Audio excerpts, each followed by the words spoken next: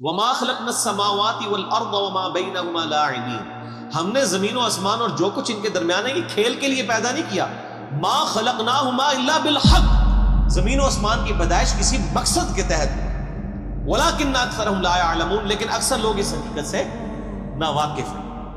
لیکن اکثر لوگ آپ دیکھیں ان کا کانفیڈنس لیول دیکھیں، آپ جس سے بھی پوچھیں نا وہ کہے گا جی مجھے پتا ہے سب کچھ. اور اللہ تبارک اکثر لوگ ناواقف ہیں، وہ سیریس لے ہی نہیں رہے خدا کی اس کریشن کو کہ بھئی مر کے اللہ نے مقصد کے لیے پیدا کیا. مقصد کیا ہے؟ الذی خلق الموت والحیات لیبلوکم ایکم احسن عملا، ہم جانچنا چاہتے ہیں تم میں سے کون اچھے اعمال کرتا ہے کون سے برے اعمال. کسی نے کوئی مقصد بیان کیا ہوا ہے، کسی نے کہا جی وہ آپ نے جو مخلوق کی خدمت کے لیے اللہ نے پیدا کیا. کوئی کہتا ہے جی اولیاء اللہ کو مرتبہ دینے کے لیے پیدا کیا. کوئی مقصد بیان کرتا ہے، کوئی مقصد او اللہ بندے بڑی فکر کرو تو اڈل کے بڑھنی ہے. ہر بندے نے اللہ کے حضور ثم لتسألن یومئذ عن النعیم، اس دن پھر قیامت والے دن تم سے تمہارے اعمال کے بارے میں پرسش ہو. اس لیے پیدا ہوئے ہیں اور تو کوئی مقصد ہی نہیں ہے، سیدھا سا مقصد ہے. چونکہ یہ کام موقع ہے نا، اس واسطے ہم چھوڑ کے باقی مقصد بڑھا لیں. ٹھیک ہے، اب دیکھ لیں اللہ نے ذکر کیا نا کہ ہم نے زمین و آسمان کو مقصد پیدا کیا. یہ حق کی ٹرانسلیشن ہوتی ہے پرپسفل، با مقصد.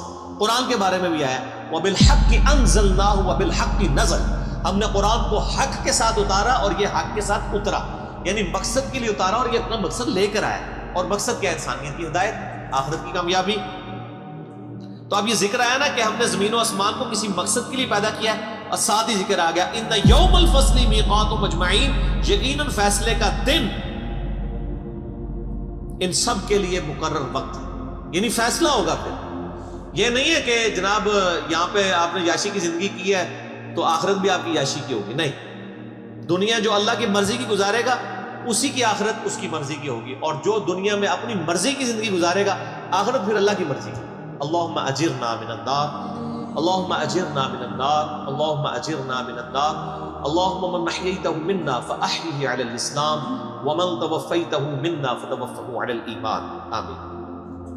یوم لا یغنی مولا عن مولا شیئا، قیامت کا وہ دن ایسا ہوگا جب کوئی دوست کسی دوست کے ذرا کام بھی نہیں آئے گا. ولا هم ینصرون، نہ ہی ان کی مدد کی جائے گی.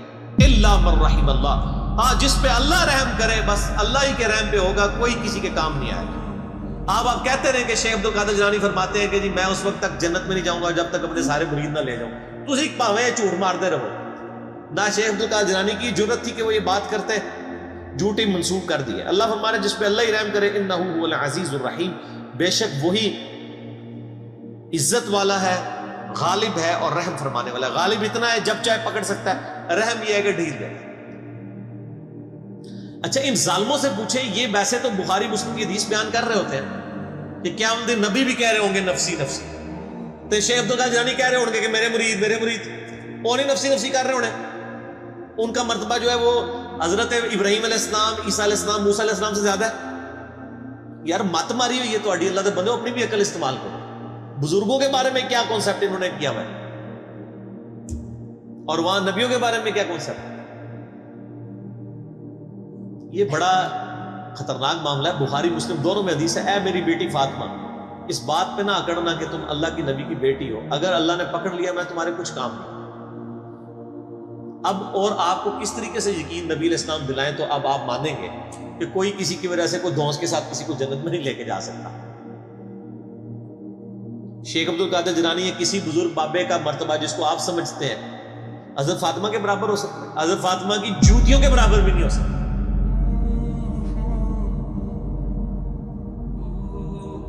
تو آپ دیکھ لیں کتنے بڑے بڑے انہوں نے لوگوں نے دعوے کیے اپنے بزرگ بابوں کے بارے میں. جھوٹ ہے، 100% جھوٹ ہے. ان شجرۃ الزقوم، اور بڑی سخت آیات آ رہی ہیں. جنتیوں اور جہنمیوں کا سائملٹینیس کنٹراسٹ آئے گا. پہلے اللہ جہنمیوں کا ذکر کرے گا کہ ان پر کیا صورتحال جہنم میں گزرنی. بے شک زقوم کا درخت ایک کڑوا درخت، طعام الاثیم گناہگاروں کی خوراک ہوگا. کالمہل یغلی فی البطون، پگھلے تانبے کی مانند پیٹوں میں جوش مارے. یعنی وہ کڑوا درخت کھانے کے بعد پیاس لگے کہ ان کو پھر پگھلا ہوا تانبے کی مانند پانی دیا جائے گا، وہ پئیں گے تو ان کے پیٹ میں جوش مارے گا، کغلی الحمیم، اور وہ کھولتا ہوا پانی گرم جوش مارتا پانی ہوگا، خذوہ فاعدلوہ الی سواء الجحیم، اور اللہ کی طرف سے حکم ہوگا پکڑو اسے مجرم کو اور گھسیٹ کر دوزخ کے سینٹر میں جا کے اس کو پھینکو، ثم صبوا فوق رأسہ من عذاب الحمیم، اور پھر اس کے سر کے اوپر کھولتا ہوا پانی ڈالو عذاب دینے کے لیے۔ یہ میرے بھائی یہ طارق جمیل صاحب کا لیکچر بیان نہیں ہو رہا، یہ قرآن بیان ہے۔ ذق انک انت العزیز الکریم، اللہ تعالیٰ فرمائے گا چک، تو بڑی عزت والا اور بڑی جو ہے وہ کرامت والا ہے۔ یہ تنزیہ جملہ اللہ کی طرف سے بولا جائے گا کہ دنیا میں تو نے بڑے دعوے کیے ہوئے تھے نا کہ میں جناب میں کر دیا گا تو میں کر دیا گا، تو بڑی عزت والا ہے نا، دیکھ تیری عزت افزائی میں کر رہا ہوں، تیرے سر کے اوپر کھولتا ہوا پانی ڈالا جائے گا۔ اللہم اجرنا من النار، اللہم اجرنا من النار، ان ھذا ما کنتم بہ تمترون، یہ ہے وہ چیز جس کے بارے میں تم شک میں مبتلا ہو، یقین نہیں تمہیں آ رہا کہ ایسا ہوگا، تو کہتے نہیں اینڈ تے چھاڑی دے ڈالا، بس ایویں تھوڑی تمکی شمکی ہوئے گی۔ یہ یہودیوں کا عقیدہ تھا، ان کو میں نے پھکی دنیا میں دی ہوئی ہے کہ آپ، وہ کہتے ہیں کہ اللہ بڑا غفور رحیم ہے، ماں دیکھو، ماں کوئی دوزخ میں پھینک سکتی کسی بچے کو، اللہ تعالیٰ کیسے پھینکے گا؟ میں کہتا ہوں جی آخرت تو کسی نے نہیں دیکھی، میں آپ کو ویڈیو نہیں دکھا سکتا، قرآن تو موجود ہے نا، یہی پڑھ کے دیکھ لو یہ کون ہے، یہ قرآن کس نے نازل کیا ہے، یہ جو آیات پڑھ رہا ہوں یہ میں نے گھر بنائی ہیں جن کے اندر یہ سارا ذکر آ رہا ہے۔ تو میں ان کو دنیا میں ایک مثال دیتا ہوں کہ آپ کہتے ہیں نا ماں نہیں یہ چاہے گی، تو میں آپ کو دنیا سے ایک مثال دیتا ہوں کہ آپ اور میں بھی کبھی نہیں چاہیں گے کہ آپ کا کوئی دشمن ہو، اس کے 4-5 چھوٹے چھوٹے بچے ہوں،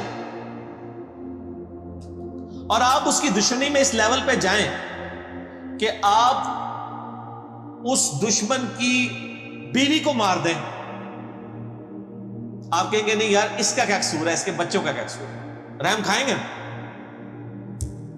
کہ یار اس کی ماں مر گئی بچوں کی، ان بچوں کو بیوہ، جب یہ بچے جو ہیں یتیم ہو جائیں گے تو یہ جو ماں کے بغیر رہیں گے، اور نئی جب ستیلی ماں آئے گی ان کے ساتھ کیا سلوک کرے گی، ان کے مینٹل ماڈلز تک بدل جائیں گے، ترس کھائیں گے، آپ اور میں تو کھائیں گے۔ تو کیا اللہ تعالیٰ بھی ایسے لوگوں پہ ترس فرماتا ہے؟ کیا دنیا میں ہزاروں مائیں ایسی مر نہیں جاتی پریگنینسی کے دوران جن کے کئی چھوٹے چھوٹے بچے ہوتے ہیں؟ تو آپ کی ڈاکٹرائن مان لی جائے کہ اللہ تعالیٰ ماں سے بھی زیادہ رحم کرنے والا ہے، تو پھر کبھی کسی ایسی عورت کو موت نہیں آنی چاہیے جس کے 4 چھوٹے چھوٹے بچے ہوں۔ پھکی تو آڈے سارے بزرگوں کی کتاباں فارغ تھے، میں تمہیں پریکٹیکل مثال دے، بتائیں مجھے ماں سے زیادہ پیار کرتا ہے جی کس نے دوزخ میں پھینکے گا؟ وہ دنیا میں وہ کر رہا ہے آپ کے ساتھ، ہزاروں عورتیں مار رہا ہے جن کے چھوٹے چھوٹے بچے ہیں، اب رحم کدھر گیا؟ آپ نے رحم کا کیا کنسیپٹ سمجھا ہوا ہے؟ وہ ایک بوڑھی دادی اماں جو پسیج جائے گی، وہ رحم فرمانے والا ہے میرے بھائیوں ان پر جو واقعی اس کی طرف رجوع لائیں، وہ ابو جہل کے اوپر رحم فرمانے والا نہیں ہے، وہ فرعون کے اوپر رحم فرمانے والا نہیں ہے، نبیوں کے ماننے والوں پر رحم فرمانے والا۔ ورنہ میں نے آپ کو پریکٹیکل مثال دے دی ہے، آپ کو آخرت کی ویڈیو میں دنیا میں دکھا رہا ہوں کہ دنیا میں ہزاروں ایسی مائیں مر رہی ہیں جن کے 5-5 6-6 چھوٹے چھوٹے بچے ہیں، اللہ تعالیٰ ان پہ کوئی رحم نہیں فرماتا کہ چلو یار بچے تھوڑے بڑے ہی ہو جائیں۔ تو یہ چیز اللہ نے دنیا میں دکھائی ہے اس لیے تاکہ آپ کو یقین آ جائے کہ اللہ تعالیٰ پسیج نہیں جاتا، اٹ گھونسلے تھے مسالہ بیان کرنی ہے بند کرو، ٹھیک ہوگا جی؟ اللہ تعالیٰ فرما رہا ہے ان ھذا ما کنتم بہ تمترون، یہ وہ تھا جس کو دنیا میں تم شک کرتے تھے۔ کیا شک کیا کرتے تھے؟ یا اللہ جو کچھ بھی ہے تیرے بابو کی امت سے بخشی جائیں گے۔ اب سائملٹینیس کنٹراسٹ، ان المتقین فی مقام امین، بے شک پرہیزگار امن کی جگہ میں، فی جنات و عیون، اللہ کی طرف سے باغوں میں اور چشموں میں، یلبسون من سندس و استبرق متقابلین، وہ باریک لباس پہنے ہوئے ہوں گے اور دبیس ریشم کا آمنے سامنے بیٹھے ہوں گے، یعنی ان کا جو لباس ہے جس طرح آج کل بھی ہوتا ہے، وہ کیٹی کی شلوار ہوتی ہے، اوپر ململ کا کرتا ہوتا ہے، اللہ فرماتا ہے موٹی ریشم کی ان کی یعنی تہمد ہوگی یا شلوار ہوگی یا پینٹ کوئی بھی ہوگی، اور اوپر کرتے ان کے باریک لباس ہو، کذالک اور یوں ہی، وزوجناہم بحور عین، ہم ان کو بیاہ دیں گے موٹی آنکھوں والی حوروں کے ساتھ۔ اب یہ حوروں کی ڈیٹیل کے لیے آپ طارق جمیل صاحب کے لیکچر جو جس چیز کا ایکسپرٹ ہے اس کی طرف ریفر کرنا چاہیے. ادھر ہیں وہ ایکسپرٹ, وہ آپ دیکھیں. یدعون فیہا بکل فاکہۃ آمنین, اور وہ منگوا لیا کریں گے ہر قسم کا پھل اطمینان سے, جو ان کی خواہش ہوگی اللہ تعالیٰ ان کے سامنے رکھے.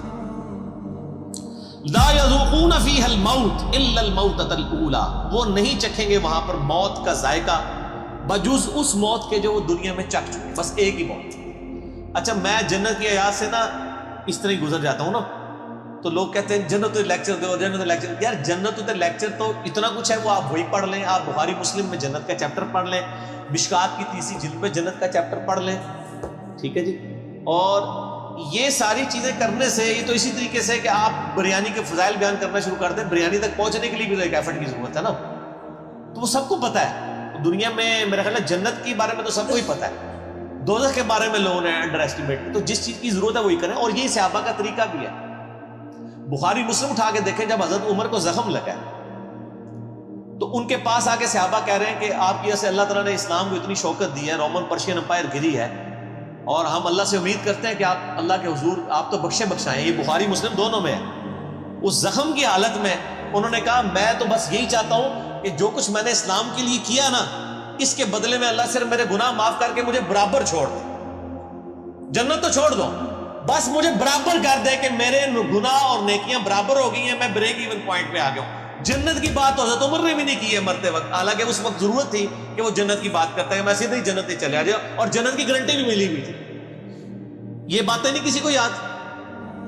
جب ہم یہ باتیں کرتے ہیں ہمیں کہتے ہیں جی کڑوی کڑوی باتیں ہر وقت کرتا ہے, تو حضرت عمر بھی کڑوی کڑوی باتیں کرتے تھے, حالانکہ وہ تو موت کے وقت تھے, اس ٹائم تو ضرورت تھی وہ جنت کی باتیں کرتے ہیں. انہوں نے کہا بس مجھے اللہ برابر ہی چھوڑ لینا, اتنا ہی کافی. او بھائی عقل نہ ہوئے تھے موجے ہی موجاں, اور عقل ہوئے تھے سوچے ہی سوچا. جسے عقل ہو اس کو سوچ ہوتی ہے. حضرت عمر کو عقل تھی, آپ کو عقل نہیں, آپ کے بزرگوں کو, آپ کے وائزین کو, آپ کے علماء کو عقل نہیں ہے, اس لیے وہ آپ کو میٹھی لوریاں دیتے ہیں. ٹھیک ہے مست رہو, ٹھیک ہے, انہوں نال ہی ہو گے کیا عمل داڑے, ٹھیک ہے. وہ ہمارے ساتھ لوگ بات کر رہے ہوتے ہیں نا, وہ نہیں یزید کو برا نہ کرو, ہم کہتے ہیں جی ٹھیک ہے اللہ آپ کا حشر یزید کے ساتھ. نہیں, اگر ایڈی کانفیڈنٹ ہو تو منگے کرو دعا کہ یزید اور اس کے خاندان کے ساتھ ہمارا حشر ہو. ہم کہتے ہیں حسین اور اس کے خاندان مولا علی کے ساتھ ہمارا حشر ہو. ہم تو کانفیڈنٹ ہیں, آپ میں اعتماد نہیں ہے.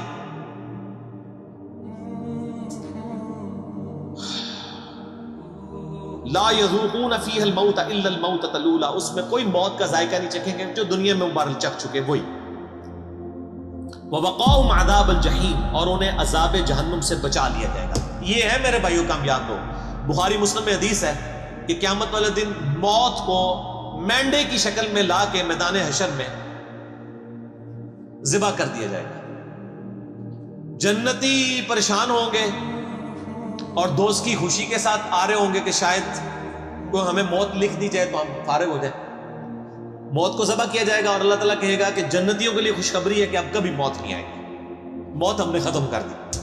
اور جہنمیوں کے لیے یہ بری خبر ہے کہ موت ہمیشہ کے لیے ختم ہو گئی ہے, اب تمہیں اسی عذاب میں رہنا ہے, موت مانگنے سے بھی موت نہیں ہے. جنتیوں کے لیے موت کا ختم ہونا خوشخبری, اور جہنمیوں دوستیوں کے لیے سب سے بری خبر.